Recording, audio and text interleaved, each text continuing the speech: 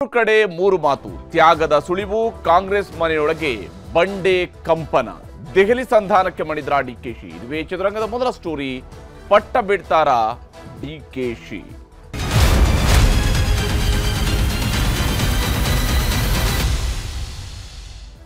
ಶಿವಕುಮಾರ್ ಅವರು ಸರಿಸುಮಾರು 6 ವರ್ಷಗಳ ಹಿಂದೆ ಪಿಸಿಸಿ ಅಧ್ಯಕ್ಷರಾಗಿ ಆಯ್ಕೆಯಾದಂತಹ ಸಂದರ್ಭದಲ್ಲಿ ಪಕ್ಷವನ್ನ ಅಧಿಕಾರಕ್ಕೆ ತರುವಂತದ್ದೇ ತನ್ನ ಗುರಿ ಮತ್ತು ವಿಧಾನಸೌಧದ 3ನೇ ಮಹಡಿಯಲ್ಲಿ ಪಕ್ಷ ಅಧಿಕಾರದಲ್ಲಿ ಕೂರುವಂಗೆ ಮಾಡೋದಕ್ಕೆ ನಾನು ಚಪ್ಪಡಿಗಲ್ಲಾಗೋದಿಕ್ಕೂ ರೆಡಿ ಇದ್ದೇನೆ, ಅದರ ಮೆಟ್ಟಿಲಾಗೋದಿಕ್ಕೆ ರೆಡಿ ಇದ್ದೇನೆ. ಈ ಮಾತುಗಳನ್ನು ಶಿವಕುಮಾರ್ ಅವರು ಹೇಳಿದರು.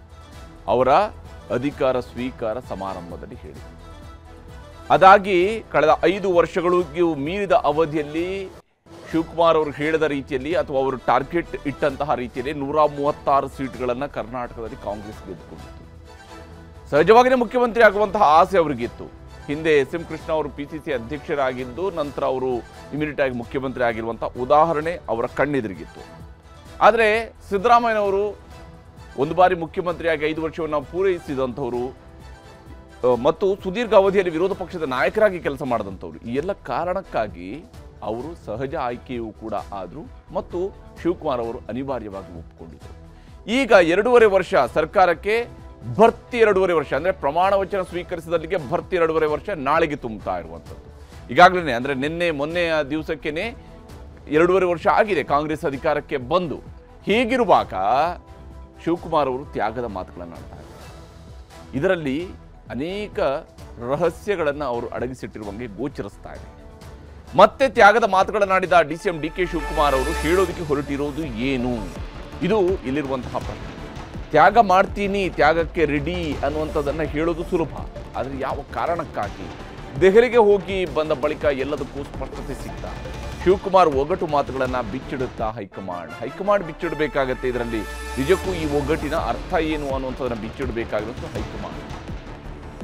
ಇಲ್ಲಿ ಶಿವಕುಮಾರ್ ಅವರು ಹೇಳ್ತಾ ಇರುವಂತಹ ಮಾತುಗಳಲ್ಲಿ ನಾನಾ ಅರ್ಥಗಳು ಗೋಚರಿಸ್ತಾ ಇದ್ದಾವೆ, ನಾನಾ ಸ್ವರೂಪಗಳನ್ನು ಗೋಚರಿಸ್ತಾ ಇದೆ, ನಾನಾ ಸಂದೇಶಗಳು ಗೋಚರಿಸ್ತಾ ಇದ್ದಾವೆ. ಯಾಕಂದರೆ ಶಿವಕುಮಾರ್ ಕೂಡ ಆಗಲೇ ಹೇಳ್ದಂಗೆ ಸುಮಾರು 6 ವರ್ಷಗಳಿಂದ ಪಿಸಿಸಿ ಅಧ್ಯಕ್ಷರಾಗಿ ಕಾರ್ಯನಿರ್ವಹಣೆಯನ್ನು ಮಾಡ್ತಾ ಇದ್ದಾರೆ. ಅವ್ರಿಗೂ ಪಕ್ಷದ ಒಳ ಹೊರಗು ಎಲ್ಲವೂ ಕೂಡ ಗೊತ್ತಿದೆ. ಇಲ್ಲಿರುವಂತಹ ಅಧಿಕಾರ ಹಸ್ತಾಂತರ, ಅಧಿಕಾರದ ಅವಕಾಶಗಳು ಇವೆಲ್ಲವೂ ಕೂಡ ಅವ್ರಿಗೂ ಕೂಡ ಬಹಳ ಜನ ಕೊಟ್ಟಿದೆ. ಹೀಗಾಗಿನೇ ಶಿವಕುಮಾರ್ ಅವರು ತ್ಯಾಗದ ಮಾತುಗಳನ್ನು ಆಡ್ತಾ ಇದ್ದಾರಾ, ತ್ಯಾಗರಾಜ ಆಗೋದಕ್ಕೆ ಹೊರಟಿದ್ದಾರಾ ಡಿ ಕೆ ಶಿವಕುಮಾರ್ ಅನ್ನುವಂಥದ್ದು ಇಲ್ಲಿರುವ ಪ್ರಶ್ನೆ ಅಥವಾ ಕುತೂಹಲ. ದೆಹಲಿ ಯಾತ್ರೆ ರಿಸಲ್ಟ್ ಬಗ್ಗೆ ಶಿವಕುಮಾರ್ ಅವರು ಸ್ಪಷ್ಟತೆಯ ನುಡಿಗಳನ್ನು ಆಡ್ತಾ ಇದ್ದಾರೆ. ಇಲ್ಲಿ ಬಹಳಷ್ಟು ವಿಚಾರಗಳನ್ನು ಪ್ರಸ್ತಾಪಿಸಿದ್ದಾರೆ. ಹೈಕಮಾಂಡ್ ಭೇಟಿಗೆ ಸಮಯ ನೀಡಿದ ವಿಚಾರಕ್ಕೂ ಕೂಡ ಅವರು ರಿಯಾಕ್ಷನ್ ಅನ್ನು ಕೊಟ್ಟಿದ್ದಾರೆ. ಅಂದರೆ ಒಂದು ಕಡೆಯಲ್ಲಿ ಶಿವಕುಮಾರ್ ಈಗಾಗಲೇ ಹೇಳಿದ್ದಾರೆ, ನಾನು ಹೈಕಮಾಂಡ್ ಭೇಟಿಗೆ ಸಮಯನೇ ಕೇಳಿರಲಿಲ್ಲ, ನಾನು ಹೋಗಿದ್ದಿದ್ದೆ ಸರ್ಕಾರದ ಕೆಲಸದ ಮೇಲೆ ಅಂತ ಹೇಳಿದರು. ಆದರೆ ಅದರ ನಡುವೆಯೂ ಕೂಡ ಶಿವಕುಮಾರ್ ಅವರಿಗೆ ಹೈಕಮಾಂಡ್ ಸಮಯಾವಕಾಶ ಕೊಡಲಿಲ್ಲ, ರಾಹುಲ್ ಗಾಂಧಿ ಅವರು ಸಮಯಾವಕಾಶ ಕೊಡಲಿಲ್ಲ, ಖರ್ಗೆ ಅವರು ಭೇಟಿಯಾಗೋದಕ್ಕೆ ಆಗಲಿಲ್ಲ ಅನ್ನುವಂತಹ ಮಾತುಗಳು ಹರಿದಾಡಿದ್ರು. ಈ ಕಾರಣಕ್ಕಾಗಿಯೇ ಶಿವಕುಮಾರ್ ಅವರು ಹೇಳ್ತಾ ಇದ್ದಾರೆ, ಖುಷಿ ಪಡೋರು, ಅಳೋರು, ದುಃಖ ಪಡೋರು ಇದ್ದೇ ಇರ್ತಾರೆ. ಅಂದರೆ ತನಗೆ ಹಿಂಗಾಯಿತು, ತನ್ನನ್ನು ಕಳಿಸಿಲ್ಲ, ತನಗೆ ಟೈಮ್ ಕೊಟ್ಟಿಲ್ಲ ಅಂತ ಹೇಳ್ಕೊಂಡು ಖುಷಿ ಪಡೋರು ಇರ್ತಾರೆ. ಅವರು ಇಚ್ಛೆಂತೆ ಮಾಡಲಿ, ಎಲ್ಲರೂ ಖುಷಿಯಾಗಿರಲಿ, ಈ ಮಾತುಗಳನ್ನು ಶಿವಕುಮಾರ್ ಅವರು ಹೇಳಿದ್ದಾರೆ. ಇವತ್ತು ತಮ್ಮ ಮನದ ಇಂಗಿತವನ್ನು ಅವರು ಹೊರಹಾಕಿದ್ದಾರೆ. ಅವರು ಇಚ್ಛೆಯಂತೆ ಮಾಡಲಿ, ಎಲ್ಲರೂ ಕೂಡ ಖುಷಿಯಾಗಿರಲಿ ಅಂಥೇಳಿ ಇದು ಶಿವಕುಮಾರ್ ಅವರು ಹೇಳ್ತಾ ಇರೋದು. ಎಲ್ಲರ ಖುಷಿಯೇ ನನ್ನ ಖುಷಿ ಅನ್ನುವಂತಹ ಮಾರ್ಮಿಕ ಮಾತುಗಳನ್ನು ಶಿವಕುಮಾರ್ ಅವರು ಆಡಿದ್ದಾರೆ. ಒಂದ್ ಕಡೆ ಬಿಜೆಪಿಯವರು ನಿಮ್ಮ ಪಕ್ಷದ ವಿಚಾರಕ್ಕೆ ಸಂಬಂಧಪಟ್ಟಂಗೆ ವ್ಯಂಗ್ಯವನ್ನು ಮಾಡ್ತಿದ್ದಾರೆ. ಆಯ್ತು, ಪಾಪ ಖುಷಿ ಪಡೋರು, ಹಡೋರು, ದುಃಖ ಪಡೋರು ಅವರು ಇಚ್ಛೆಯಿಂದ ಮಾಡಲಿ. ನಿಮ್ಗೂ ಒಳ್ಳೆ ಆಹಾರ ಸಿಗ್ತಾ ಇದೆಯಲ್ಲ, ನೀವೆಲ್ಲ ಚೆನ್ನಾಗಿ ಖುಷಿ ಪಡ್ತಾ ಇದ್ದೀರಲ್ಲ, ಖುಷಿ ಪಡಿ. ಜನ ಎಲ್ಲ ನೀವೆಲ್ಲ ಸಂತೋಷವಾಗಿದ್ರೆ ನಾವು ಸಂತೋಷವಾಗಿದ್ದಂಗೆ. ಹೀಗೆ ನೀವೆಲ್ಲ ಸಂತೋಷದಲ್ಲಿದ್ದರೆ ನಾನು ಸಂತೋಷದಲ್ಲಿದ್ದಂಗೆ ಅನ್ನುವಂಥ ಮಾತನ್ನು ಹೇಳಿದ್ದಾರೆ. ಇದು ಸಹಜವಾಗಿಯೇ ಶಿವಕುಮಾರ್ ಅವರು ಈ ಮೂಲಕವಾಗಿ ಒಂದು ವ್ಯಂಗ್ಯದ ಬಾಣವನ್ನು ಪ್ರಯೋಗ ಮಾಡಿದ್ದಾರೆ. ಅಷ್ಟೇ ತ್ಯಾಗದ ಮಾತು ಅಲ್ಲಿಗೆ ನಿಂತಿಲ್ಲ, ಮುಂದುವರೆದಿದೆ. ಅದು ಇಂದಿರಾ ಗಾಂಧಿ 108ನೇ ಜನ್ಮದಿನೋತ್ಸವದ ಕಾರ್ಯಕ್ರಮದಲ್ಲೂ ಕೂಡ ತ್ಯಾಗದ ಮಾತುಗಳನ್ನು ಶಿವಕುಮಾರ್ ಅವರು ಆಡಿದ್ದಾರೆ. ಶಿವಕುಮಾರ್ ಅವರ ಮಾತುಗಳು ಅದೇ ತ್ಯಾಗದ ಮಾತುಗಳಾಗಿ ಗೋಚರಿಸ್ತಾ ಇದ್ವು. ನಾನು ಇಲ್ಲಿರ್ತೀನೋ ಇಲ್ವೋ ಅನ್ನುವಂಥದ್ದು ಮುಖ್ಯ ಅಲ್ಲ. ಅಂದರೆ ಇಲ್ಲಿರ್ತೀನಿ ಅಂದರೆ ತಾನು PCC ಅಧ್ಯಕ್ಷನಾಗಿ ಇರ್ತೀನೋ ಇಲ್ವೋ ಅನ್ನುವಂಥದ್ದು ಮುಖ್ಯ ಅಲ್ಲ. 2028ಕ್ಕೆ ಮತ್ತೆ ಕಾಂಗ್ರೆಸ್ ಅಧಿಕಾರಕ್ಕೆ ಬರಬೇಕು ಅನ್ನುವಂಥದ್ದೇ ನಮ್ಮ ಉದ್ದೇಶ ಅನ್ನುವಂತಹ ಮಾತುಗಳನ್ನ ಹೇಳಿದ್ದಾರೆ. ಈ ಮಾತುಗಳನ್ನ ಅವರು ಹಿಂದಿನಲ್ಲೂ ಹೇಳ್ತೀರಿ, 2028ಕ್ಕೆ ಪಕ್ಷವನ್ನು ಅಧಿಕಾರಕ್ಕೆ ತರಬೇಕು ಅಂತೇಳಿ. ಆದರೆ ನಾನು ಇಲ್ಲಿರ್ತೀನೋ ಇಲ್ವೋ ಅನ್ನೋದು ಮುಖ್ಯ ಅಲ್ಲ ಅನ್ನುವಂಥ ಮಾತಿದೆಯಲ್ಲ, ಇದು ಬಹಳ ಇಂಪಾರ್ಟೆಂಟ್ ಆಗಿರುವಂತಹ ವಿಚಾರ. ಅಧಿಕಾರದ ವಿಚಾರ ಮುಖ್ಯ ಅಲ್ಲ, ಶ್ರಮಕ್ಕೆ ಫಲ ಸಿಗುತ್ತೆ ಅನ್ನುವಂತಹ ಸಂದೇಶವನ್ನು ಕಾರ್ಯಕರ್ತರಿಗೆ ಕೊಟ್ಟಿದ್ದಾರೆ. ಅಧಿಕಾರನೇ ಮುಖ್ಯ ಅಲ್ಲ, ಶ್ರಮಕ್ಕೆ ಫಲ ಸಿಗುತ್ತೆ ಅಂತೇಳಿ. ಆದರೆ ತಮ್ಮ ಶ್ರಮಕ್ಕೆ ಫಲ ಸಿಕ್ಕಿಲ್ಲ ಅನ್ನೋಂಥ ನೋವು ಅವರನ್ನು ಕಾಡ್ತಾ ಇರಬಹುದು. ಎಲ್ಲಿ ಮನಸ್ಸಿದೆಯೋ ಅಲ್ಲಿ ಮಾರ್ಗ ಇದೆ, ಮನಸ್ಸಿದ್ದರೆ ಮಾರ್ಗ. ಮತ್ತು ಎಲ್ಲಿ ಭಕ್ತಿ ಇದೆಯೋ ಅಲ್ಲಿ ಫಲ ಇದೆ. ಆ ಫಲ ಶಿವಕುಮಾರ್ ಅವರಿಗೆ ಸ್ವಲ್ಪ ನಿಧಾನಕ್ಕೆ ಬರ್ತಿದೆಯೇನೋ ಅಂತ ಹೇಳುವಂಥದ್ದು ಅನುಮಾನ ಅವರ ಅಭಿಮಾನಿಗಳಲ್ಲಿ ಕಾಡ್ತಾ ಇರುವಂಥದ್ದು. ಫ್ರಂಟ್ ಲೈನ್ನಲ್ಲೇ ಇರ್ತೇನೆ, ನಾಯಕತ್ವ ಇದ್ದೇ ಇರುತ್ತೆ. ಅಂದರೆ ನಾನು ಕೂಡ ಫ್ರಂಟ್ ಲೈನಲ್ಲೇ ಇರ್ತೀನಿ, ನಾನೇನು ಹಿಂದೆ ಹೋಗೋನಲ್ಲ, ನಾನು ಫ್ರಂಟ್ ಲೈನಲ್ಲೇ ಇರ್ತೀನಿ, ನನ್ನ ನಾಯಕತ್ವ ಇದ್ದೇ ಇರುತ್ತೆ ಪಕ್ಷಕ್ಕೆ ಅನ್ನುವಂಥ ಮಾತನಾಡಿದ್ದಾರೆ. DCM ಆದಾಗಲೇ ಅಧ್ಯಕ್ಷ ಪಟ್ಟ ಬಿಡಬೇಕು ಅಂತ ಅಂದ್ಕೊಂಡಿದ್ದೆ, ಆದರೆ ಹೈಕಮಾಂಡ್ ಮಾತು ಕೇಳಿ, ಅಂದರೆ ಅದರಲ್ಲಿ ಅವರು ಉಲ್ಲೇಖ ಮಾಡ್ತಾರೆ, ರಾಹುಲ್ ಗಾಂಧಿ ಮತ್ತು ಮಲ್ಲಿಕಾರ್ಜುನ ಖರ್ಗೆ ಅವರ ಮಾತು ಕೇಳಿ ನಾನು ಮುಂದುವರೆದೆ, ನಾನು ಅಧ್ಯಕ್ಷನಾಗಿ ಮುಂದುವರೆದೆ. ಇರುವಷ್ಟು ದಿನ ನನ್ನ ಕೆಲಸ ನಾನು ಮಾಡಿದ್ದೇನೆ ಅನ್ನುವಂಥದ್ದು ಶಿವಕುಮಾರ್ ಅವರ ಮಾತು. ಇರುವಷ್ಟು ದಿವಸ ಅಂದರೆ ಅಧಿಕಾರದಲ್ಲಿ ಇರುವಷ್ಟು ದಿವಸ ನನ್ನ ಕೆಲಸ ನಾನು ಮಾಡಿದ್ದೇನೆ, ಬೇರೆಯವರಿಗೆ ಅವಕಾಶ ಮಾಡಿಕೊಡಬೇಕು, ಕಾರ್ಯಕರ್ತರ ಸ್ವಾಭಿಮಾನಕ್ಕೆ ಧಕ್ಕೆ ಬರಬಾರ್ದು. ಈ ಮಾತುಗಳನ್ನು ಕೂಡ ಇದೇ ಸಂದರ್ಭದಲ್ಲಿ ಸೇರಿಸ್ಕೊಂಡಿದ್ದಾರೆ. ಯಾರೂ ಎಲ್ಲೂ ಕೂಡ ಪರ್ಮನೆಂಟ್ ಆಗಿರೋದಕ್ಕೆ ಸಾಧ್ಯ ಇಲ್ಲ ಅನ್ನುವಂಥದ್ದು ಶಿವಕುಮಾರ್ ಅವರ ಸ್ಪಷ್ಟ ನುಡಿಗಳು. ಯಾರೂ ಕೂಡ ಎಲ್ಲೂ ಪರ್ಮನೆಂಟ್ ಆಗಿರೋದಕ್ಕಾಗಲ್ಲ. ಹೌದು, ಬದಲಾವಣೆ ಅನ್ನೋದು ಜಗದ ನಿಯಮ. ಅದು ಹೀಗಿರುವಾಗ ತಾನು ಕೂಡ ಬದಲಾವಣೆಗೆ ಒಪ್ಪಿಕೊಳ್ಳೇಬೇಕು ಅನ್ನೋಂಥದ್ದನ್ನು ಹೇಳ್ತಿದ್ರೆ, ಆದರೆ ಅವರ ಕುರ್ಚಿಗೆ ಮಾತ್ರ ಬದಲಾವಣೆನಾ? ಇನ್ನೊಂದು ಕುರ್ಚಿ ಮೇಲೆ ಅವರು ಕಣ್ಣಿಟ್ಟಿದ್ದಾರಲ್ಲ, ಅಲ್ಲೇನಾದರೂ ಬದಲಾವಣೆಯ ಮುನ್ಸೂಚನೆಯೇ ಇದು? ಗೊತ್ತಿಲ್ಲ. ಯಾಕಂದರೆ ಶಿವಕುಮಾರ್ ಅದರ ಬಗ್ಗೆ ಹೇಳ್ತಾ ಇಲ್ಲ. ಬದಲಾವಣೆ ಜಗದ ನಿಯಮ ಅನ್ನುವಂಥ ರೀತಿಯಲ್ಲಿ ಅವರು ಮಾತನಾಡಿದ್ದಾರೆ. ಪಕ್ಷ ಮರೆತಿರುವ ನಾಯಕರಿಗೆ ನಾನು ಉತ್ತರ ಕೊಡಲ್ಲ, ದೆಹಲಿಯವರೇ ಉತ್ತರ ಕೊಡ್ತಾರೆ ಅಂತ ಹೇಳಿದ್ದಾರೆ. ಅಂದರೆ ತಮ್ಮ ಪಕ್ಷದಲ್ಲಿರುವಂತಹ ಕೆಲವು ನಾಯಕರು ಪಕ್ಷದ ಕಚೇರಿಗೆ ಬರೋದನ್ನೇ ನಿಲ್ಲಿಸಿದ್ದಾರೆ ಅಂತ ಹೇಳ್ಕೊಂಡು, ವಿಶೇಷವಾಗಿ ಇದು ಸಚಿವರುಗಳನ್ನು ಉದ್ದೇಶವಾಗಿಟ್ಕೊಂಡೆ ಅವರು ಹೇಳ್ದಂಗಿದೆ. ಯಾಕಂದರೆ ಕೆಲವು ಸಚಿವರುಗಳು ಇನ್ನೂ ಕೂಡ KPCC ಕಚೇರಿ ಎಲ್ಲಿದೆ ಅನ್ನೋಂಥದ್ದು ಮರೆತು ಹೋದಂಥ ರೀತಿಯಲ್ಲಿ ವರ್ತಿಸ್ತಾ ಇದ್ದಾರೆ. ಈ ಕಾರಣಕ್ಕಾಗಿ ಕೂಡ ಅವರು ಹೇಳಿದ್ದಾರೆ. ಶಿವಕುಮಾರ್ ಅವರ ಮಾತನ್ನು ತೋರಿಸ್ತೀನಿ. ಇರ್ತೀನೋ ಇಲ್ಲೋ ಅದು ಬೇರೆ ವಿಚಾರ. ಬಟ್ 100 ಕಚೇರಿ ಯಾರು ನನ್ನ ಕಾಲದಲ್ಲಿ ಮಾಡಿ ಹೋಗ್ಬೇಕು ಅನ್ನೋ ದೃಷ್ಟಿಯಿಂದ ಎಲ್ಲ ಪರ್ಮನೆಂಟ್ ಆಗಿ ಒಂದು ನಿಮಿಷ ನಾವು ಪರ್ಮನೆಂಟ್ ಆಗಿ ಇರಕ್ಕೆ ಆಗಲ್ಲ. I am telling you, already 5 ವರ್ಷ ಆಗಿದೆ. ಇನ್ನು ಮಾರ್ಚ್ ಬಂತು ಅಂದರೆ 6 ವರ್ಷ ಆಗ್ತದೆ. ಬೇರೆಯವ್ರಿಗೆ ಅವಕಾಶ ಮಾಡಿಕೊಡ್ಬೇಕು. ಬಟ್ ನಾನು ಲೀಡರ್ಶಿಪ್ ಅಲ್ಲಿ ಇರ್ತೀನಿ, ತಲೆ ಕೆಡ್ಸ್ಕೊಳಕ್ ಹೋಗ್ಬೇಡಿ. Be there in the front line, ತಲೆ ಕೆಡ್ಸ್ಕೊಳಕ್ ಹೋಗ್ಬೇಡಿ. ನಾನು ಅವತ್ತೇ ನಾನು ಉಪಮುಖ್ಯಮಂತ್ರಿ ಆ ದಿನನೇ ಬಿಡಬೇಕು ಅಂತ ಹೇಳಿದೆ. ಖರ್ಗೆ ಸಾಹೇಬರು, ರಾಹುಲ್ ಗಾಂಧಿ ಅವರು ಇರೋ DK ಇನ್ನು ಸ್ವಲ್ಪ ದಿನ ಇರು ಅಂತೇಳಿ ನನ್ನನ್ನು ಇರಿಸ್ಕೊಂಡ್ರು. ಬಟ್ ಇರೋಂಥ ಸಂದರ್ಭದಲ್ಲಿ ಯಾವ ರೀತಿ ಪಕ್ಷ ಕಟ್ಟಬೇಕು ಅನ್ನೋದು ಒಂದು ಪ್ರಯತ್ನ ಮಾಡಿ ನನ್ನ ಡ್ಯೂಟಿ ನಾನು ಮಾಡಿದ್ದೀನಿ. ಹೀಗೆ ನನ್ನ ಡ್ಯೂಟಿ ನಾನು ಮಾಡಿದ್ದೀನಿ ಅಂತ ಹೇಳಿದ್ದಾರೆ. ಇಷ್ಟಕ್ಕೆ ನಿಂತಿಲ್ಲ, ಮುಂದುವರೆದು ಮತ್ತೆ ಮಾತನಾಡಿದ್ದಾರೆ ಅವರು. ಭಾರತ್ ಜೋಡೋ ಭವನದ ಎದುರಿಗೂ ಕೂಡ ಇದೇ ತ್ಯಾಗದ ಮಾತುಗಳು ಬಂದಿದ್ದಾವೆ. ಶಿವಕುಮಾರ್ ಅವರು ಒಂದೇ ದಿವಸಕ್ಕೆ ತಮ್ಮ ತ್ಯಾಗದ ಮಾತುಗಳನ್ನು ಆಡ್ತಾ ಇದ್ದಾರೆ. ವೇದಿಕೆ ಮೇಲೆ ಆಡಿರ್ತಕ್ಕಂತಹ ಮಾತುಗಳಿಗೆ ಮತ್ತೆ ಅವರು ಕ್ಲಾರಿಫಿಕೇಶನ್ ಅನ್ನು ಕೊಟ್ಟಿದ್ದಾರೆ. ಯಾರು ಎಲ್ಲೂ ಶಾಶ್ವತ ಅಲ್ಲ ರೀ ಅಂತ ಹೇಳಿದ್ದಾರೆ. ಯಾರು ಎಲ್ಲೂ ಕೂಡ ಶಾಶ್ವತ ಅಲ್ಲ ರೀ ಅಂತ ಹೇಳ್ಕೊಂಡು, ಇದು ಶಿವಕುಮಾರ್ ಅವರು ಹೇಳ್ತಾ ಇರುವಂತಹ ಮಾತು. ಹಾಗಾಗಿ KPCC ಅಧ್ಯಕ್ಷ ಸ್ಥಾನದಲ್ಲಿ ಶಿವಕುಮಾರ್ ಅವರು ಕೂಡ ಶಾಶ್ವತ ಅಲ್ಲ, CM ಹುದ್ದೆಯಲ್ಲಿ ಸಿದ್ದರಾಮಯ್ಯನವರು ಶಾಶ್ವತ ಅಲ್ಲ ಅನ್ನುವಂಥದ್ದನ್ನು ಕೂಡ ಅರ್ಥ ಮಾಡ್ಕೊಳ್ಳಬಹುದು. ಆ ರೀತಿಯಾಗಿಯೂ ಕೂಡ ಇದೆ ಶಿವಕುಮಾರ್ ಅವರ ಮಾತು. ಶಿವಕುಮಾರ್ ಅವರು ಹೇಳ್ತಾ ಇದ್ದಾರೆ, ಯಾರೂ ಎಲ್ಲೂ ಶಾಶ್ವತ ಅಲ್ಲ ರೀ. ನಮ್ಮ ಕಾಲದಲ್ಲಿ ಏನಾದರೂ ಗುರುತು ಬಿಟ್ಟು ಹೋಗಬೇಕು. ಅಂದರೆ ಇದು ಹಿಂದೆ SM ಕೃಷ್ಣ ಅವರು ಪ್ರತಿ ಬಾರಿ ಹೇಳ್ತಾ ಇದ್ರು, ನಮ್ಮ ಸಾಕ್ಷಿ ಗುಡ್ಡೆಗಳನ್ನು ಬಿಟ್ಟು ಹೋಗಬೇಕು. ಅದೇ ರೀತಿಯಾಗಿ ನಮ್ಮ ಹೆಜ್ಜೆ ಗುರುತುಗಳನ್ನು ಬಿಟ್ಟು ಹೋಗಬೇಕು ಅಂದ್ಕೊಂಡು ಇಲ್ಲಿ ಶಿವಕುಮಾರ್ ಅವರು ಹೇಳ್ತಾ ಇದ್ದಾರೆ. ಎಲ್ಲಿ ತನಕ ಅಧ್ಯಕ್ಷರಾಗಿ ಕೆಲಸ ಮಾಡಿ ಅಂತಾರೋ ಅಲ್ಲಿವರೆಗೆ ನಾನು ಮಾಡ್ತೀನಿ. ಅಧ್ಯಕ್ಷ ಆದವರು ಹೇಗೆ ಕೆಲಸ ಮಾಡಬೇಕು ಅನ್ನೋದರ ಮಾದರಿಯನ್ನು ಸೆಟ್ ಮಾಡ್ತಾ ಇದ್ದೇನೆ. ಅಂದರೆ 100 DCC ಕಚೇರಿಗಳು, ಅಂದರೆ ಕಾಂಗ್ರೆಸ್ನ 100 ಕಚೇರಿಗಳು ರಾಜ್ಯದ ಎಲ್ಲ ಭಾಗಗಳಲ್ಲೂ ಕೂಡ ರೆಡಿ ಆಗ್ತಾ ಇರುವಂಥದ್ದು. ಈ ಕಾರಣಕ್ಕೆ 100 ಕಚೇರಿಗಳನ್ನು ರೆಡಿ ಮಾಡಿಸಿದ್ದೀನಿ. ಇದೊಂದು ರೀತಿಯಂತಹ ಮಾದರಿ, PCC ಅಧ್ಯಕ್ಷರಾಗಿ ಅವರು ಹಾಕ್ಕೊಟ್ಟಿರುವಂಥ ಒಂದು ಮಾದರಿ. ನಾನು ಓಡಿ ಹೋಗುವ ಮನುಷ್ಯ ಅಲ್ಲ ಅನ್ನೋಂಥನ್ನು ಕೂಡ ಶಿವಕುಮಾರ್ ಅವರು ಹೇಳಿದ್ದಾರೆ. ನಾನು ಓಡಿ ಹೋಗುವಂಥ ಮನುಷ್ಯ ಅಲ್ಲ, ಎಲ್ಲಿವರೆಗೆ ಗಾಂಧಿ ಕುಟುಂಬ ಮತ್ತು ಕಾಂಗ್ರೆಸ್ ಕೆಲಸ ಮಾಡೋ ಅಂತ ಹೇಳುತ್ತೋ ಅಲ್ಲಿವರೆಗೂ ಕೂಡ ನಾನು ಕೆಲಸ ಮಾಡ್ತೀನಿ ಅನ್ನೋಂತಹ ಮಾತುಗಳನ್ನು ಕೂಡ ಶಿವಕುಮಾರ್ ಅವರು ಇದೇ ಸಂದರ್ಭದಲ್ಲಿ ಸ್ಪಷ್ಟಪಡಿಸಿದ್ದಾರೆ. ಅಲ್ಲಿಗೆ ಅವ್ರಿಗೆ ತಾನು KPCC ಅಧ್ಯಕ್ಷ ಸ್ಥಾನವನ್ನು ಬಿಡುವ ಕಾಲ ಸನ್ನಿಹಿತ ಆಗಿದೆ ಅಂತೇಳಿ ಅನ್ನಿಸಿದೆಯಾ? ಈ ಅನುಮಾನ ಬಂದೇ ಬರುತ್ತೆ ಅವರ ಈ ಮಾತುಗಳನ್ನು ಕೇಳಿದರೆ. No one can be permanent here. So ಅದಕ್ಕೆ ನಮ್ಮ ಕಾಲದಲ್ಲಿ ಏನಾದ್ರು ಒಂದು ಗುರುತುಗಳು ಬಿಟ್ಟು ಹೋಗ್ಬೇಕು ಅನ್ನೋ ದೃಷ್ಟಿಯಿಂದ ಎಲ್ಲಿವರೆಗೂ ಪಾರ್ಟಿ ಪ್ರೆಸಿಡೆಂಟ್ ಕಂಟಿನ್ಯೂ ಮಾಡೋ ಅಂತ ಹೇಳಿದ್ರೆ ಅಲ್ಲಿವರೆಗೂ ನಾನು ಕೆಲಸ ಮಾಡ್ಕೊಂಡು ಹೋಗ್ತೀನಿ.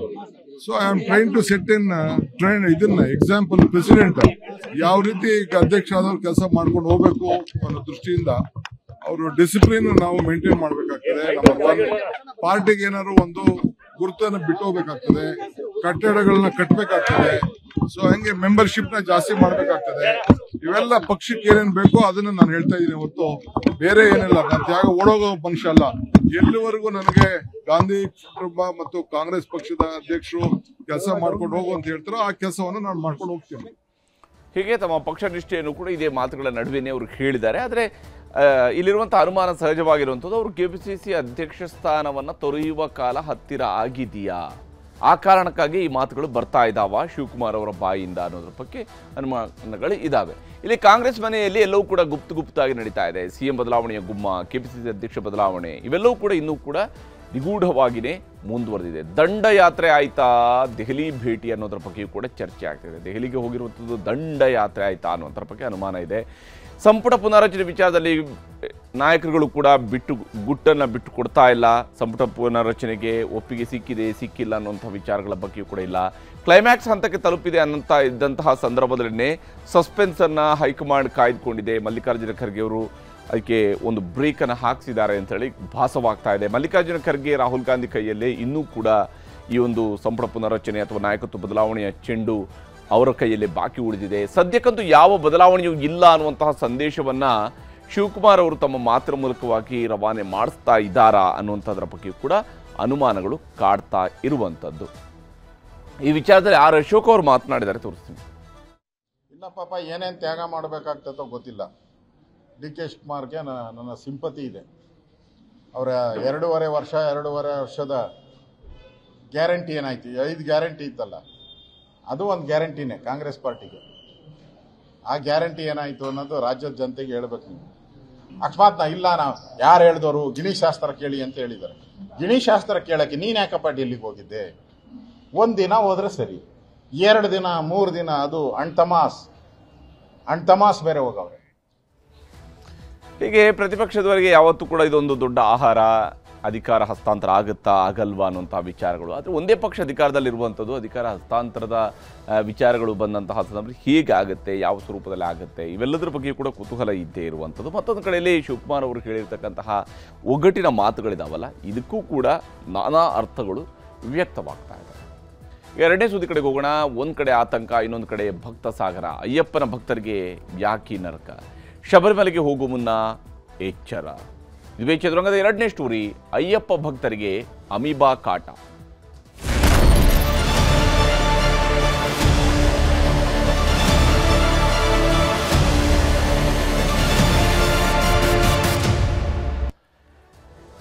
ಶಬರಿಮಲೆಗೆ ಹೋಗುವಂತಹ ಭಕ್ತರು ಪವಿತ್ರ ಪಂಪಾ ನದಿಯಲ್ಲಿ ಸ್ನಾನ ಮಾಡಿ ಪಂಪಾ ಪೂಜೆಯನ್ನು ಮಾಡಿ ನಂತರ ಶಬರಿಮಲೆಯ ಬೆಟ್ಟವನ್ನು ಹತ್ತುವಂಥದ್ದು ವಾಡಿಕೆ, ಸಂಪ್ರದಾಯ, ಭಕ್ತಿ, ನಂಬಿಕೆ ಎಲ್ಲವೂ ಕೂಡ.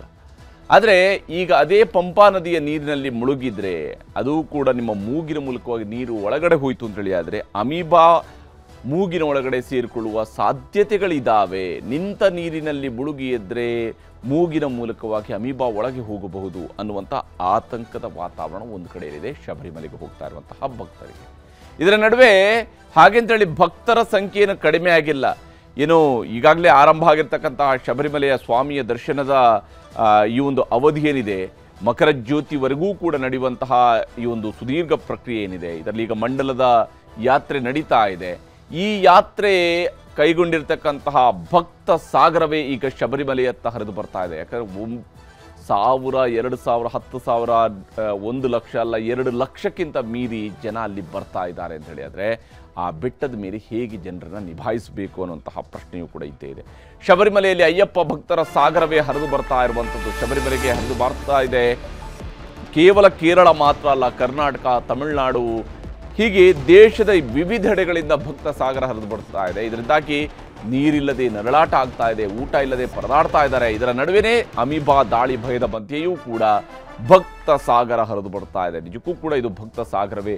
ಎಲ್ಲರೂ ಕೂಡ ಇರುಮುಡಿಯನ್ನು ತಲೆ ಮೇಲೆ ಹೊತ್ತು ಭಕ್ತಿಯಿಂದ ಸ್ವಾಮಿಯ ದರ್ಶನವನ್ನು ಪಡೆಯೋದಕ್ಕಾಗಿ ಬರ್ತಾ ಇರುವಂತಹ ಭಕ್ತರು ಮತ್ತು ಅಲ್ಲಿ ಮಕ್ಕಳು ಪಾಪ ಇಂತಹ ಸಂದರ್ಭದಲ್ಲಿ ಪುಟ್ಟ ಪುಟ್ಟ ಮಕ್ಕಳನ್ನು ಕರ್ಕೊಂಡು ಶಬರಿಮಲೆಯಲ್ಲಿ ಸ್ವಾಮಿಯ ದರ್ಶನಕ್ಕಾಗಿ ಬರ್ತಾ ಇರತಕ್ಕಂತಹ ಭಕ್ತರು ಈಗ ಒದ್ದಾಡ್ತಾ ಇದ್ದಾರೆ. ತಮ್ಮ ಮಕ್ಕಳನ್ನು ಕೂರಿಸ್ಕೊಂಡು ಅವರ ಆರೈಕೆ ಮಾಡ್ತಾ ಇರುವಂತಹ ದೃಶ್ಯಗಳನ್ನು ನಾವು ನೋಡ್ತಾ ಇದ್ವಿ. ಯಾವ ಸ್ವರೂಪದಲ್ಲಿ ಇಲ್ಲಿ ಭಕ್ತರಿಗೆ ತೊಂದರೆಗಳಾಗ್ತಾ ಇದ್ದಾವೆ ಅನ್ನೋದು ಕೂಡ ಗೋಚರಿಸ್ತಾ ಇದೆ.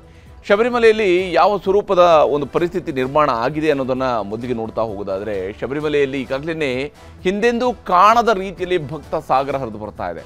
ಹಿಂದೆಂದೂ ಕಾಣದ ರೀತಿಯಲ್ಲಿ ಭಕ್ತ ಸಾಗರ ಶಬರಿಮಲೆಯ ಕಡೆಗೆ ಹರಿದು ಬರ್ತಾ ಇದೆ. 3 ದಿನಗಳಲ್ಲಿ 3 ಲಕ್ಷಕ್ಕೂ ಹೆಚ್ಚು ಭಕ್ತರಿಂದ ಅಯ್ಯಪ್ಪ ಸ್ವಾಮಿಯ ದರ್ಶನ ಆಗಿದೆ. 3 ಲಕ್ಷಕ್ಕೂ ಹೆಚ್ಚು ಭಕ್ತರು ಅಂದರೆ ಒಂದೊಂದು ದಿವಸಕ್ಕೆ 1 ಲಕ್ಷಕ್ಕಿಂತ ಹೆಚ್ಚು ಭಕ್ತರು ಆ ಬೆಟ್ಟದ ಮೇಲೆ ಬಂದಾಗ ಸಹಜವಾಗಿಯೇ ದೊಡ್ಡ ಮಟ್ಟದ ರಶ್ ಅಲ್ಲಿ ನಿರ್ಮಾಣ ಆಗ್ತಾ ಇದೆ. ಇದರಿಂದಾಗಿ ಮಹಿಳೆಯರು ಮಕ್ಕಳು ಪರದಾಡ್ತಾ ಇದ್ದಾರೆ. ಓರ್ವ ಮಹಿಳೆ ಸಾವಿಗೀಡಾಗಿದ್ದಾರೆ. ಈ ಸಂದರ್ಭದಲ್ಲಿ ಭಕ್ತ ಸಾಗರ ನಿಯಂತ್ರಣಕ್ಕೆ ಪೊಲೀಸರು ಮತ್ತು ದೇವಸ್ವಂ ಬೋರ್ಡ್ನವರು, ಟ್ರಿವಾಂಕೂರ್ ದೇವಸ್ವಂ ಬೋರ್ಡ್ನವರು ಹರಸಾಹಸ ಪಡ್ತಾ ಇದ್ದಾರೆ. ಕುಡಿಯೋದಕ್ಕೆ ನೀರಿಲ್ಲ, ಊಟ ಸಿಗದೆ ಪರದಾಡ್ತಾ ಇದ್ದಾರೆ. ಇಂಥ ಒಂದು ಪರಿಸ್ಥಿತಿ ನಿರ್ಮಾಣ ಆಗಿದೆ. ಸ್ವಚ್ಛತೆಯೂ ಇಲ್ಲ ಅಂಥೇಳಿ ಭಕ್ತರು ಪರದಾಡ್ತಾ ಇದ್ದಾರೆ. ಯಾಕಂದರೆ ಇಷ್ಟು ದೊಡ್ಡ ಸಂಖ್ಯೆಯಲ್ಲಿ ಜನ ಬಂದು ಸೇರ್ತಾ ಇರುವಂಥದ್ದು. ಭಕ್ತರ ಶಬರಿಮಲೆಯಲ್ಲಿ ಭಕ್ತ ಸಾಗರವೇ ಈಗ ಹರಿದು ಬಂದಿದೆ. ಶಬರಿಮಲೆ ತಲುಪಿದ ಭಕ್ತರಿಗೂ ಕೂಡ ಅಯ್ಯಪ್ಪನ ದರ್ಶನಕ್ಕೆ 15ರಿಂದ 20 ಗಂಟೆಗಳ ಕಾಲ ಕಾಯಬೇಕಾದಂತಹ ಅನಿವಾರ್ಯತೆ ಇದೆ. ಅಂದರೆ ಇರುಮುಡಿಯನ್ನು ಹೊತ್ತು ಅಲ್ಲಿಗೆ ಹೋಗ್ತಾ ಇರುವಂತಹ ಭಕ್ತರ ಪರಿಸ್ಥಿತಿ ಬಹಳ ತ್ರಾಸದಾಯಕವಾಗಿ ಹೋಗ್ತಾ ಇದೆ. ಇದರ ನಡುವೆ ಅಮೀಬಾ ಆತಂಕವೂ ಕೂಡ ಎದುರಾಗಿರುವಂಥದ್ದು. ಯಾಕಂದರೆ ಪಂಪಾ ನದಿಯಲ್ಲಿ ಸ್ನಾನ ಮಾಡಿ ಅಲ್ಲಿಂದ ಶಬರಿಮಲೆಯ ಬೆಟ್ಟವನ್ನು ಹತ್ತುವಂಥದ್ದು ವಾಡಿಕೆ, ಸಂಪ್ರದಾಯ. ಅದು ಭಕ್ತ ಸಾಗರವಿರುವಂತಹ ಶಬರಿಮಲೆಯಲ್ಲಿ ಮಾರಣಾಂತಿಕ ಅಮೀಬಾದ ಕಾಟ ಈಗ ಎದುರಾಗಿರುವಂಥದ್ದು. ಅಯ್ಯಪ್ಪ ಭಕ್ತರಿಗೆ ಕಾಡ್ತಾ ಇದೆ ಡೆಡ್ಲಿ ಅಮೀಬಾ ದಾಳಿಯ ಆತಂಕ. ಡೆಡ್ಲಿ ಅಮೀಬಾ ದಾಳಿ ನಡೆಸ್ಬೋದು ಅನ್ನುವಂತಹ ಆತಂಕ ಇದೆ. ನೆಗ್ಲೇರಿಯಾ ಫೌಲೇರಿ ಅನ್ನುವಂತಹ ಸೋಂಕು ಈಗ ಅಲ್ಲಿ ಕಾಣಿಸ್ಕೊಂಡಿದೆ ಅಂತ ಹೇಳಿ ಇದರ ಪರಿಣಾಮವಾಗಿ, ಅಂದರೆ ಅದು ನಿಂತ ನೀರಿನಲ್ಲಿ ಈ ಅಮೀಬಾಗಳು ಬೆಳೀತಾ ಹೋಗ್ತವೆ. ಬಹಳ ಅಸಂಖ್ಯ ಸಂಖ್ಯೆಯಲ್ಲಿ ಬೆಳೆಯೋದಕ್ಕೆ ಶುರು ಆಗುತ್ತೆ ಅಮೀಬಾಗಳು. ಅದೇನಾದರೂ ಮೂಗಿನ ಮೂಲಕ ಒಳಗೆ ಹೋಯಿತು ಅಂದರೆ, ಅದು ದೇಹ ಸೇರಿಕೊಳ್ಳುವಂಥದ್ದು ಬಹಳ ಮುಖ್ಯವಾಗಿ ಮೂಗಿನ ಮೂಲಕವಾಗಿ ಸೇರಿಕೊಳ್ಳುವಂತಹ ಈ ಒಂದು ಸೋಂಕು ಮೂಗಿನ ಮೂಲಕ ಸೇರಿತು ಅಂತ ಹೇಳಿದರೆ ಪಂಪಾ ನದಿಯಲ್ಲಿ ಸ್ನಾನ ಮಾಡಿದರೆ ಅಪಾಯದ ಆತಂಕ ಎದುರಾಗ್ತಾ ಇದೆ.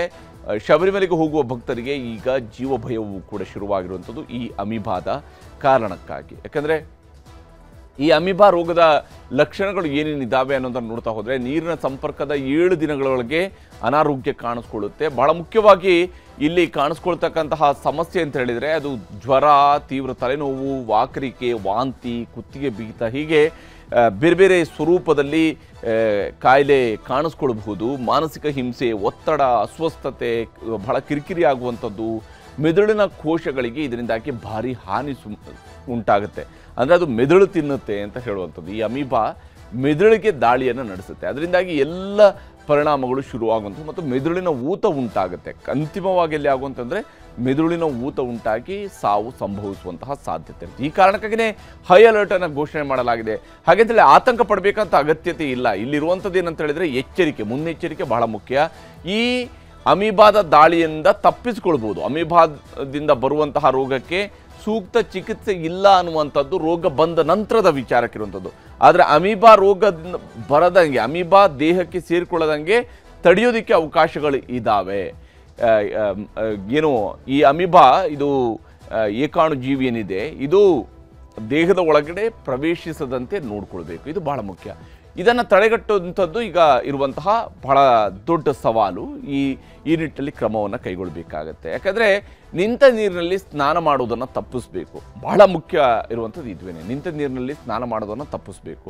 ನಿಂತ ನೀರಿನಲ್ಲಿ ಸ್ನಾನ ಮಾಡಬಾರ್ದು. ಆದರೆ ಈಗ ಪಂಪಾ ನದಿಯಲ್ಲಿ ನೀರು ನಿಂತು ಬರುತ್ತೆ. ಯಾಕಂದರೆ ಅಷ್ಟು ದೊಡ್ಡ ಸಂಖ್ಯೆಯಲ್ಲಿ ಭಕ್ತ ಸಾಗರ ಹರಿದು ಬರ್ತಾ ಇರೋದ್ರಿಂದಾಗಿ ಅಲ್ಲಿ ಆ ನದಿಯಲ್ಲಿ ಮುಳುಗಿ ಮುಂದಕ್ಕೆ ಹೋಗೋದಕ್ಕೆ ಬೇಕಾಗಿ ಆ ನಿಂತ ನೀರಿನಲ್ಲಿ ಮುಳುಗ್ತಾರೆ. ಇಲ್ಲಿ ಕುದಿಸಿದ ಮತ್ತು ತಂಪಾಗಿರಿಸಿದಂತಹ ನೀರನ್ನು ಬಳಸುವಂಥದ್ದು ಸೂಕ್ತ. ಕುಡಿಯುವಂತಹ ವಿಚಾರಕ್ಕೆ ಬಂದಾಗ ರೋಗ ಲಕ್ಷಣ ಕಂಡು ಬಂದಲ್ಲಿ ನಿರ್ಲಕ್ಷ್ಯ ಮಾಡೋದು ಬೇಡ. ದಯವಿಟ್ಟು ಇಮಿಡಿಯೇಟಾಗಿ ವೈದ್ಯರನ್ನು ಸಂಪರ್ಕ ಮಾಡಿ. ಕೂಡಲೇ ವೈದ್ಯರನ್ನು ಸಂಪರ್ಕಿಸಿದರೆ ಸೂಕ್ತ ಚಿಕಿತ್ಸೆಯನ್ನು ಪಡ್ಕೊಳ್ಬಹುದು. ನಿಮ್ಮ ದೇಹದ ಆರೋಗ್ಯವನ್ನು ಕಾಪಾಡಿಕೊಳ್ಬಹುದು. ವಿಶೇಷವಾಗಿ ಇಲ್ಲಿ ಮುಳುಗಬಾರ್ದು, ನೀರಿನಲ್ಲಿ ಮುಳುಗಬಾರ್ದು. ಮೂಗಿನ ಮೂಲಕವಾಗಿ ಈ ಅಮೀಬಾ ದೇಹದ ಒಳಕ್ಕೆ ಪ್ರವೇಶಿಸುತ್ತೆ. ಇದೇ ಕಾರಣಕ್ಕಾಗಿ ರಾಜ್ಯ ಸರ್ಕಾರ ಮಾರ್ಗಸೂಚಿಯನ್ನು ಕೊಟ್ಟಿದೆ. ಅಷ್ಟೇ ಅಲ್ಲದೆ ಕೇರಳ ಸರ್ಕಾರವು ಕೂಡ ಈಗಾಗಲೇ ಮಾರ್ಗಸೂಚಿಯನ್ನು ಹೊರಡಿಸಿದೆ. ಶಬರಿಮಲೆಗೆ ರಾಜ್ಯದಿಂದಲೂ ಕೂಡ ತೆರಳಿರುವಂತಹ ಲಕ್ಷಾಂತರ ಭಕ್ತರು ಈಗಾಗಲೇ ಶಬರಿಮಲೆಗೆ ಹೋಗ್ತಾರೆ. ಪ್ರತಿ ವರ್ಷವೂ ಕೂಡ ದೊಡ್ಡ ಸಂಖ್ಯೆಯಲ್ಲಿ ಕರ್ನಾಟಕದಿಂದ ಭಕ್ತರು ಸ್ವಾಮಿ ಅಯ್ಯಪ್ಪನ ದರ್ಶನಕ್ಕಾಗಿ ಶಬರಿಮಲೆಗೆ ಹೋಗ್ತಾರೆ. ಶಬರಿಮಲೆ ಯಾತ್ರಿಕರಿಗೆ ಮಾರ್ಗಸೂಚಿಯನ್ನು ರಾಜ್ಯ ಸರ್ಕಾರ ಕೂಡ ಹೊರಡಿಸಿದೆ. ಬಹಳ ಮುಖ್ಯವಾಗಿ ಅಮೀಬಾಗಳು ವ್ಯಕ್ತಿಯಿಂದ ವ್ಯಕ್ತಿಗೆ ಹರಡೋದಿಲ್ಲ, ಅಂದರೆ ವೈರಸ್ ಹರಡಿದ ರೀತಿಯಲ್ಲಿ ವ್ಯಕ್ತಿಯಿಂದ ವ್ಯಕ್ತಿಗೆ ಇದು ಹರಡೋದಿಲ್ಲ. ಈ ಅಮೀಬಾ ವ್ಯಕ್ತಿಯಿಂದ ವ್ಯಕ್ತಿಗೆ ಹರಡುವಂತಹ ರೋಗ ಅಲ್ಲ, ಬದಲಿಗೆ ಅಮೀಬಾ ದೇಹದ ಒಳಗೆ ಪ್ರವೇಶ ಆಗಬೇಕು. ಕಲುಷಿತ ನೀರನ್ನು ಕುಡಿಯೋದ್ರಿಂದ, ಅಂದರೆ ಸೇವನೆಯ ವಿಚಾರದಲ್ಲೂ ಕೂಡ ಇದು ಹರಡೋದಿಲ್ಲ, ಕುಡಿಯೋದ್ರಿಂದಾಗಿ ಹರಡೋದಿಲ್ಲ. ಆದರೆ ಇದು ಮೂಗಿನ ಮೂಲಕ ಏನಾದರೂ, ಅಂದರೆ ನೀವು ನೀರಿಗೆ ಎಕ್ಸ್ಪೋಸ್ ಆದಾಗ ನೀರಿನ ಮೂಲಕವಾಗಿ ನೀರಿನಲ್ಲಿರುವ ಅಮೀಬಾ ಮೂಗಿನ ಮೂಲಕ ಮೆದುಳು ಪ್ರವೇಶಿಸುತ್ತೆ. ಅಂದರೆ ಮುಳುಗುವಾಗ ಮೂಗಿನೊಳಗೂ ಕೂಡ ನೀರು ಹೋಗುತ್ತೆ. ಆ ಸಂದರ್ಭದಲ್ಲಿ ಮೂಗಿನ ಮೂಲಕವಾಗಿ ಈ ಅಮೀಬಾ ದೇಹದ ಒಳಕ್ಕೆ ಪ್ರವೇಶ ಮಾಡುತ್ತೆ. ಯಾತ್ರೆ ವೇಳೆ ನೀರಿನಲ್ಲಿ ಸ್ನಾನ ಮಾಡುವಾಗ ಮೂಗಿಗೆ ಕ್ಲಿಪ್ ಬಳಸಿ ಅಂತ ಹೇಳುವಂತಹ ಸಲಹೆಯನ್ನು ಕೊಟ್ಟಿದ್ದಾರೆ. ಆದಷ್ಟು ಭಕ್ತಿ ಎಲ್ಲವೂ ಕೂಡ ನಿಜ, ಆದರೆ ಈ ಬಾರಿಯ ಮುನ್ನೆಚ್ಚರಿಕೆ ಕ್ರಮವನ್ನು ಈಗಾಗಲೇ ಸರ್ಕಾರಗಳು ಕೊಟ್ಟಿರುವಂಥದ್ದು ಸುಮ್ಮನೆ ಅಲ್ಲ, ಇದಕ್ಕೆ ವೈಜ್ಞಾನಿಕ ಕಾರಣಗಳು ಇದ್ದೇ ಇರ್ತವೆ. ಈ ವೈಜ್ಞಾನಿಕ ಕಾರಣಗಳಿರೋದ್ರಿಂದಾಗಿ ಇದನ್ನು ನಿರ್ಲಕ್ಷ್ಯ ಮಾಡಬೇಡಿ. ದಯವಿಟ್ಟು ಅಲ್ಲಿ ಸ್ನಾನ ಮಾಡೋದುವಾಗ ಸರ್ಕಾರ ಕೊಟ್ಟಿರ್ತಕ್ಕಂಥ ಗೈಡ್ಲೈನ್ಸನ್ನು ಪಾಲನೆ ಮಾಡುವಂಥದ್ದು ಬಹಳ ಅತ್ಯವಶ್ಯಕ. ಮೂಗನ್ನು ಬಿಗಿಯಾಗಿ ಮುಚ್ಚಿ ಮುಳುಗುವಂಥದ್ದು ಸೂಕ್ತ. ಆ ಮೂಲಕ ಮೂಗಿನ ಮೂಲಕ ನೀರು ಹೋಗದಾಗೆ ನೋಡ್ಕೊಳ್ಳಿ, ಇದು ಬಹಳ ಅಗತ್ಯ ಇರುವಂಥದ್ದು. ಮತ್ತು ಇದನ್ನು ಯಾರೂ ಕೂಡ ಮಿಸ್ ಮಾಡಬಾರ್ದು, ಇದನ್ನು ಪಾಲನೆ ಮಾಡಬೇಕು. ರೋಗ ಲಕ್ಷಣಗಳು ಕಂಡ್ರೆ ನಿರ್ಲಕ್ಷ್ಯ ಮಾಡಬೇಡಿ.